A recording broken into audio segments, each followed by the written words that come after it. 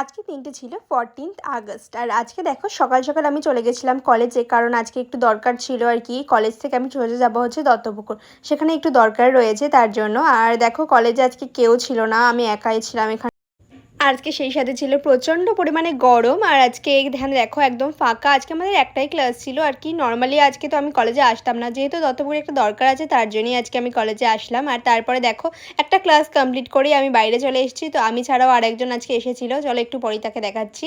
দেখো প্রিয়ন্তী এসেছিলো আজকে। তো এখন হচ্ছে আমাদের কলেজের আজকে যেহেতু ফাউন্ডেশন ডে, তার জন্য কিছু সেলিব্রেশন হবে। আর এখানে হার ঘর তিরঙ্গাও সেলিব্রেশন হচ্ছিলো। আর তো আমরাও দাঁড়িয়ে পড়েছিলাম এভাবে, এই নীল কোটটা পরেছিলাম আর হচ্ছে হাতে পতাকা নিয়ে, আমাদের দেশের জাতীয় পতাকা নিয়ে দাঁড়িয়ে পড়েছি। এবং তারপরে কিছুক্ষণের অনুষ্ঠান হলো ছোট্ট করে। তারপরে আমরা পুরো অনুষ্ঠান আমরা থাকতে পারিনি, তো কিছুটা অনুষ্ঠান দেখলাম। আর তারপরে আমাদের প্রিন্সিপাল ম্যাম আমাদের সরোজিনী নাইডুর যে মূর্তি রয়েছে সেখানে আর কি মাল্যদান করছিলেন। তারপরে সবাই এক একে সরোজিনী নাইডুর প্রণাম করলেন আর কি, সরোজিনী নাইডুকে ফুল দিয়ে।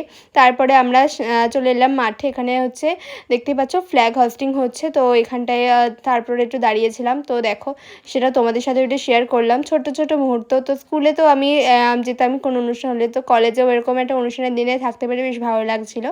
তারপর ফাইনালি আমাদের ফ্ল্যাগ হোস্টিং কমপ্লিট হয়ে গেল। আর দেখতেই পাচ্ছ তোমরা, তারপরে আরও কিছু অনুষ্ঠান ছিল। আর তারপরে আমি চলে এসেছিলাম দেখো দমদম ক্যান্টনমেন্ট স্টেশনে।